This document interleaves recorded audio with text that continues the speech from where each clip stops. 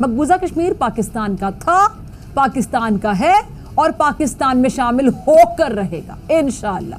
बड़ी खबर पीओके को लेकर राजनाथ सिंह का बड़ा बयान। खबर डिफेंस मिनिस्टर राजनाथ सिंह ने एक बार फिर से पाकिस्तान पर बड़ा हमला किया और कहा पीओके भारत का है और भारत का रहेगा। और हिंदुस्तान को भी इस बात का अंदाजा है अच्छे से, लेकिन उनका हाल वो समझ लें कि सियानी बिल्ली खंबा नोचे वाला, और वो सब कुछ जानते हुए भी अनजान बने हुए और खुद को कहते हैं तसल्लियां देना कि कश्मीर हिंदुस्तान का है, खुद को झूठी तसल्लियां दे रहे हैं। इंडिया के डिफेंस मिनिस्टर राजनाथ सिंह ने पाकिस्तान के आजाद कश्मीर के अंदर एक बहुत ही बड़ा पॉलिटिकल कार्ड जो है प्ले कर दिया। उन्होंने कहा है कि आजाद कश्मीर, जिसको इंडिया पाकिस्तान ऑक्युपाइड कश्मीर कह रहा है, कि पीओके के लोगों को चाहिए कि वो इंडिया के साथ मिल जाए। आओ हमारे साथ मिल जाओ, हम आपको अपना समझते हैं, पाकिस्तानी आपको गैर मुल्की समझते हैं।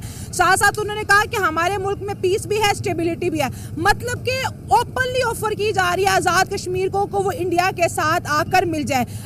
मैं पीओके के लोगों से कहना चाहता हूं, पाकिस्तान के लोग आपको फॉरेनर मानते हैं, आपको विदेशी मानते हैं, लेकिन भारत के लोग आपको विदेशी नहीं मानते हैं। पीओके के लोगों को हम अपना मानते हैं। अब मोदी की हिटलर नुमा पॉलिसीज का खेल मजीद नहीं चलेगा, क्योंकि अब ऐसे नहीं चलेगा। जहाँ तक मेरा ख्याल है, हमें इस वक्त इंडिया की बहुत ज्यादा जरूरत है। हमें जरूरत है, वो कैसे सर? देखिए, आप 2% के लोग हैं, जो सही बात है, हमारे पास कुछ नहीं है।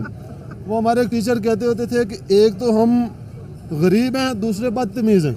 गरीब और बदतमीज हैं। अब मसले का हल ये है कि आप इसको किसी तरह से साइडलाइन करो। अगर आप भारत की पोजीशन देखिए जम्मू और कश्मीर के कॉन्टेक्स्ट में, तो वो अपनी पोजीशन को डिफाइन करते हैं 22 फरवरी 1994 की जो उनकी पार्लियामेंट की रेजोल्यूशन थी ना, उस कॉन्टेक्स्ट में वो कहते हैं कि हमने आजाद जम्मू और कश्मीर और गिलगित बल्तिस्तान भी आप लोगों से लेना है, क्योंकि वो इंटेग्रल पार्ट है जम्मू और कश्मीर की रियासत का। कि कश्मीरी किसके साथ है? पाकिस्तान के साथ है। हिंदुस्तान से नफरत करते हैं वो, और पाकिस्तान के साथ रहना चाहते हैं।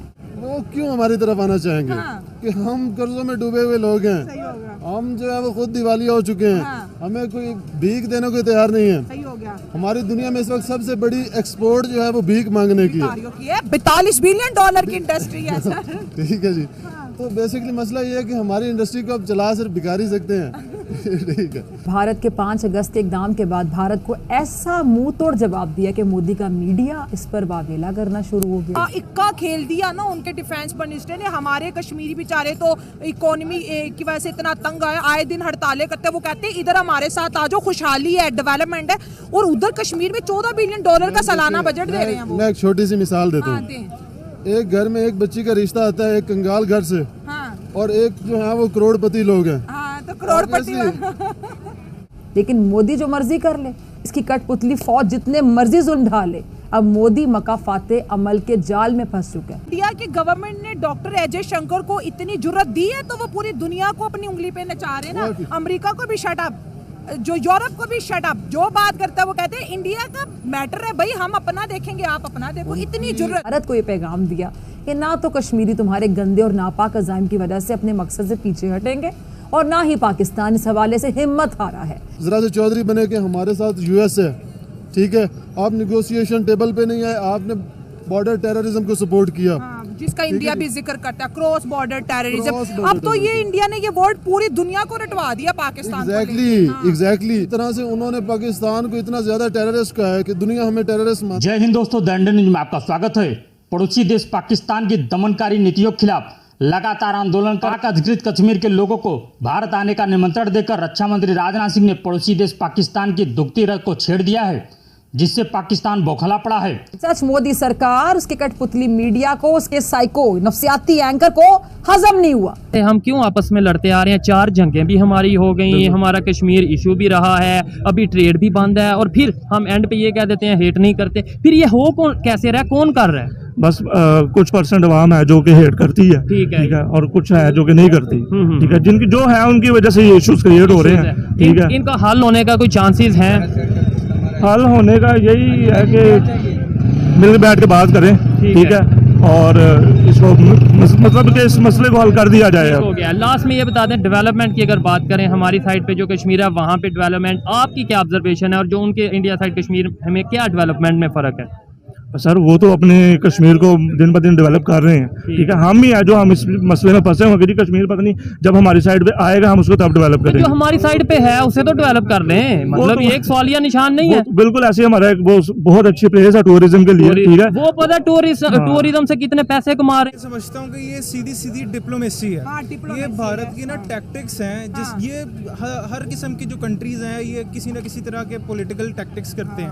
पहले भारत डायरेक्ट अटैक करता था, इंडिया तो कहता है कि ये पाकिस्तान क्रॉस बॉर्डर टेररिज्म करवाता है, पाकिस्तान वहाँ पर जहादी भेजता है, आर्मी को टारगेट करता है, जिसकी वजह से हमें बार बार वहाँ पे सर्च ऑपरेशन करने पड़ते हैं। और ये चीज़ उन्होंने कई दफ़ा बोली है। पाकिस्तान कहता है कि वो कर रहे हैं, ये मसला है क्या?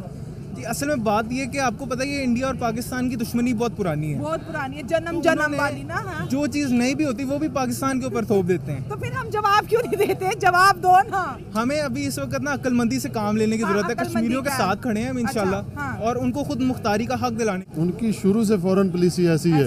आप देखें ना, वो जब नॉन अलाइनमेंट मूवमेंट में गए, उधर से हम जो है वो यूएस के पिट्ठू बन गए। हमने अपना कंधा प्रोवाइड किया। वो टेररिज्म आज भी हमारे मुल्क में है। उन्होंने कहा कि जी हम किसी जंग में हिस्सा नहीं लेंगे जो हमारी नहीं है। आज देखें वहाँ पे वो दुनिया की जो है वो तीसरी बड़ी इकोनॉमी बनने जा रहे हैं, ठीक है। वो आईटी में सबसे आगे जा रहे हैं। वो वाकईतन एशिया का टाइगर बने। उनका मुकाबला चाइना है। पाकिस्तान को तो वो कहते हैं कि अपने बोझ से गिर जाएगा, मर जाएगा, हमें इसकी जरूरत ही नहीं है।